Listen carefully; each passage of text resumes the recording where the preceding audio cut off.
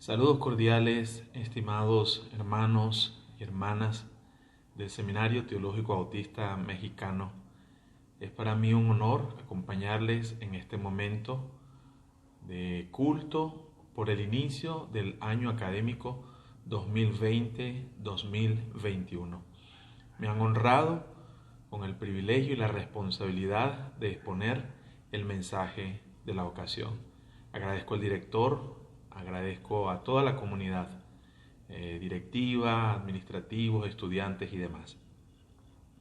Recientemente leí un meme bien particular. 3 cifras se estaban confesando entre sí.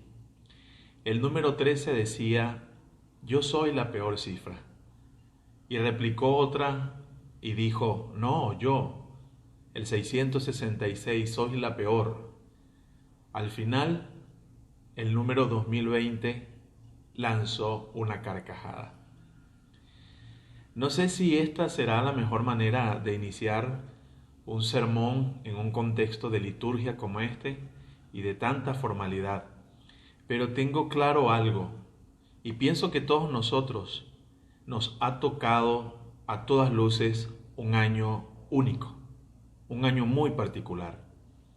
Llevamos tiempo hablando de una época de cambios y recientemente se ha acuñado la expresión cambio de época, pero jamás imaginábamos lo que se nos venía encima y quién podría anticipar algo así.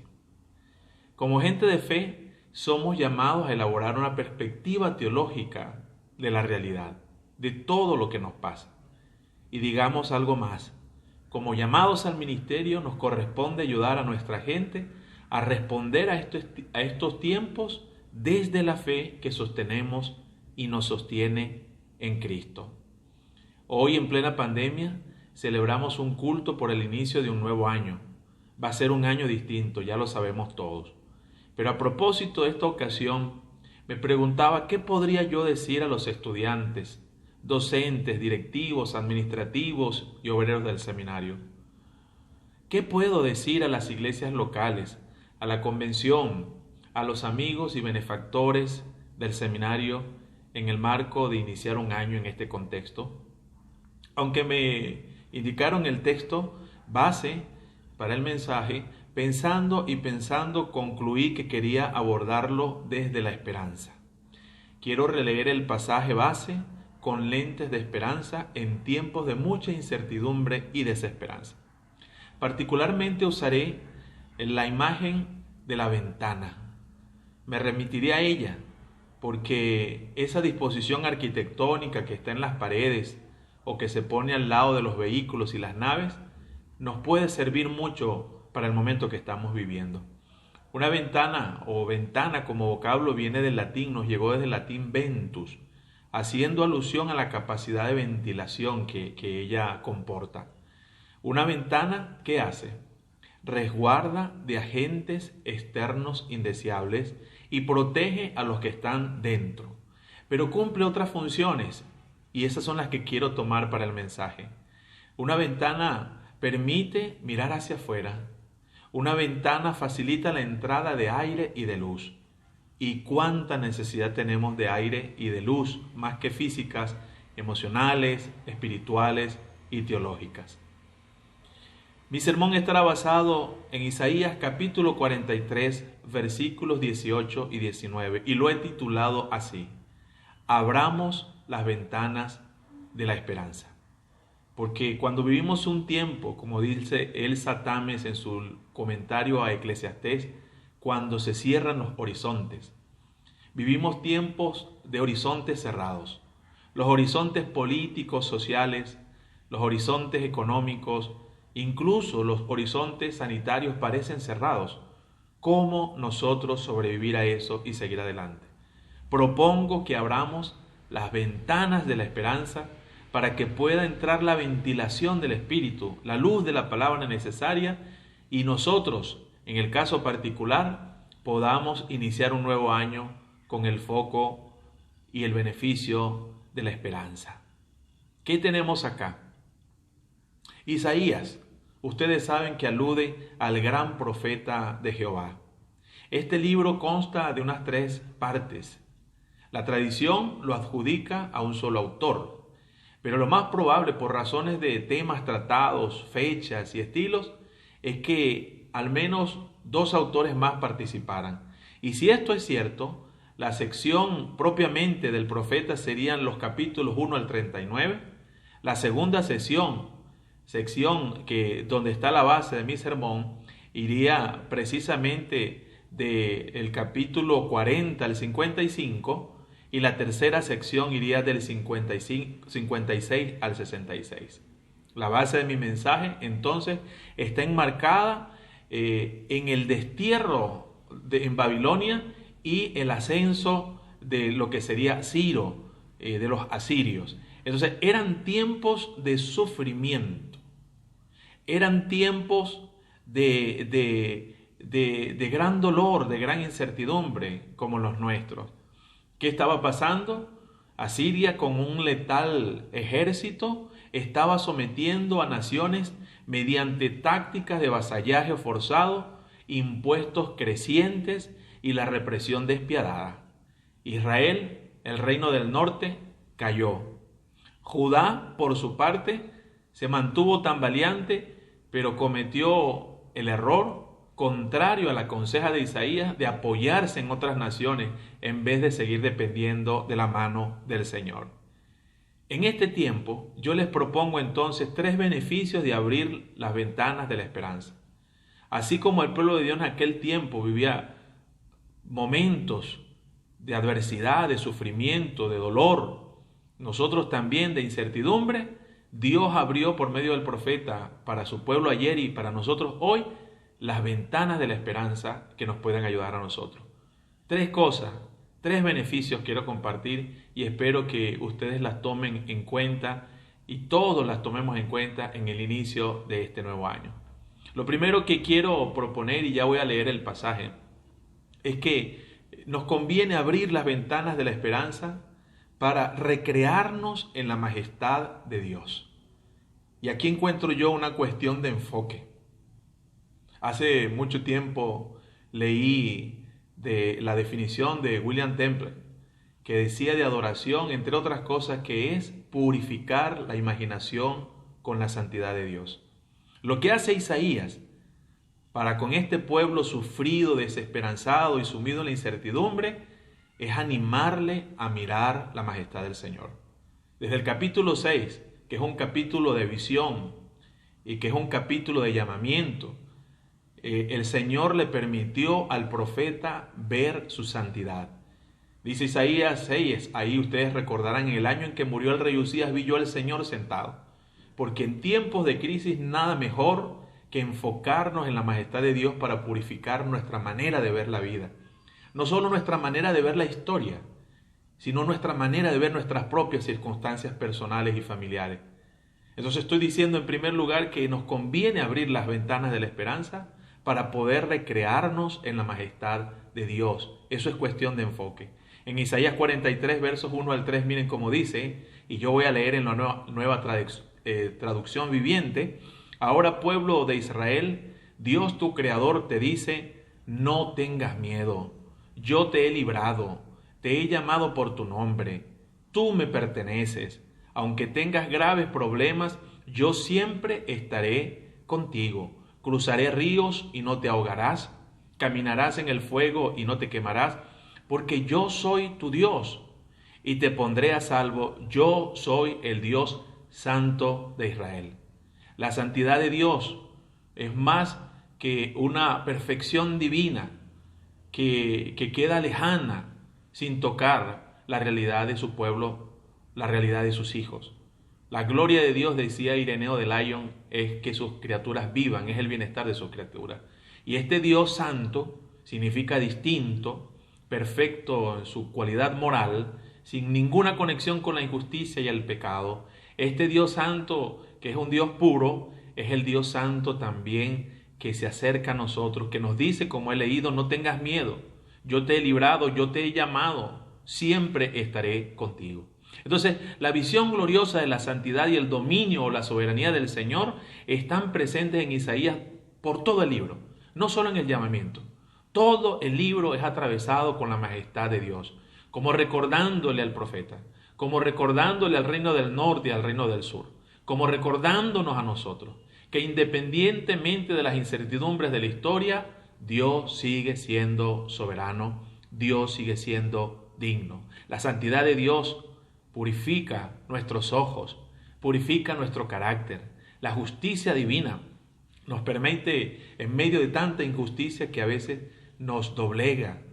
Se está hablando desde los estudios de la conducta de lo que es la fatiga de la compasión.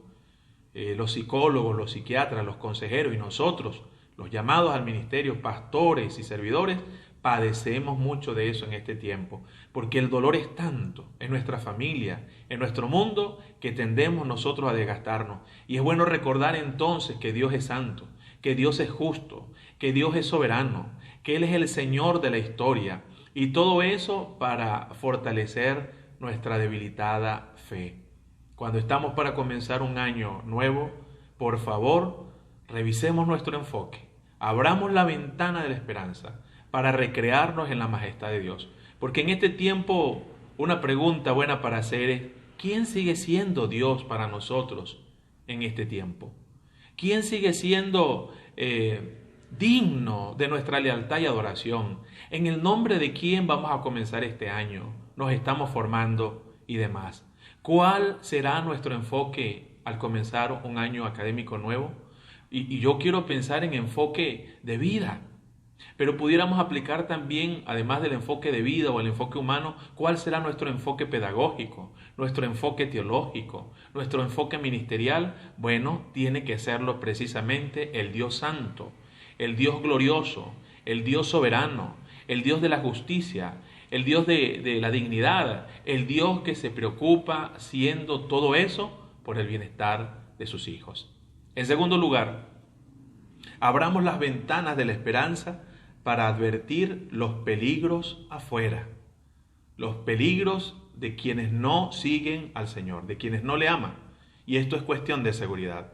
En Isaías 43, 4 al 7, el Señor le dice por medio del profeta así: Israel, yo te amo. Quiero que presten atención, no voy a leer todos los versículos, pero miren las expresiones tan afectivas, las expresiones de comunión, de intimidad, porque el Señor habla así, hablándole al corazón, para invitar a su pueblo ayer y hoy, a nosotros, a preguntarnos: si yo te amo tanto, si eres tan importante para mí, ¿por qué no confías tu seguridad en mí?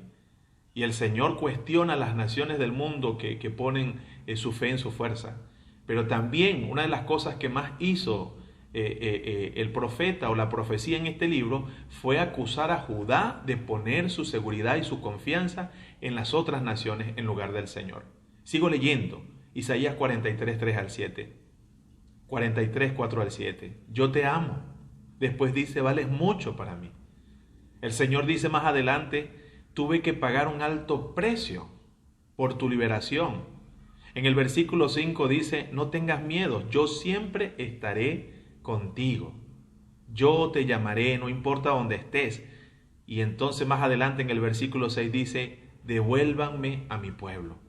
Porque el pueblo del Señor se había desviado poniendo su confianza, en el caso de Judá particularmente, en otros pueblos en lugar del Señor. Isaías no solo nos abre una ventana que nos permite contemplar la soberanía y dignidad divinas, sino que nos deja ver los peligros de un mundo soberbio, de los orgullosos poderosos, sean individuos, líderes o naciones, la simpleza incluso del pueblo creyente, que en vez de confiar en el Señor cree más en los humanos, en los sistemas políticos, en los sistemas económicos, en las ideologías. Esas son maneras sutiles, porque nosotros pudiéramos decir: bueno, somos seminaristas, somos docentes, somos educadores, pastores, teólogos. Nosotros no andamos poniendo nuestra confianza en naciones paganas o en otros dioses, pero sutilmente la idolatría va más allá. Cuando yo confío más en mi fuerza, cuando yo confío más en las circunstancias, cuando yo confío más en las ideas humanas que poner mi confianza en el Señor. La vida de toda persona y de todo pueblo están en las manos del Señor. El pecado de Judá, lo repito, consistió en pretender abrirse camino sin tomar en cuenta a Dios, poniendo su confianza en las naciones poderosas en lugar de las manos del Señor. Puede sonar contradictorio, pero es muy posible. Estudiantes de teología, profesores de teología, llamados en proceso de formación, que confiamos más en otros o en lo otro que en nuestro Señor. ¿Cómo hemos de comenzar un año nuevo en medio de estas circunstancias? Bueno, renovando nuestro compromiso con nuestra confianza en el Señor. Por eso unas preguntas acá nos ayudan. ¿Dónde está puesto el fundamento de mi confianza? ¿En nosotros mismos? ¿En las circunstancias? ¿En otros mortales? ¿Abierto sutilmente pretenderemos nosotros sustituir el poder, la providencia y la gracia de Dios por otros fundamentos? El Señor nos libre. No podemos comenzar un año nunca, con o sin pandemia, que no sea dependiendo y confiando en el Señor. Pero con más razón, en días tan inestables, nosotros tenemos que reflexionar y ser muy sabios en iniciarlo en el nombre del Señor, en el poder del Señor. Entonces, aquí finalmente llegamos al punto de la tercera bondad, de la tercera ventaja, del tercer beneficio de abrir las ventanas de la esperanza.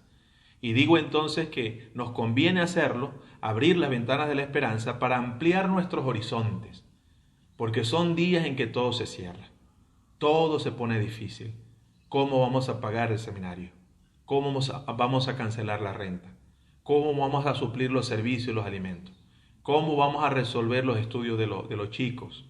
¿Cómo vamos a ministrar en la iglesia? ¿Cómo ayudamos? ¿Cómo sostener el seminario? Todos los horizontes se cierran.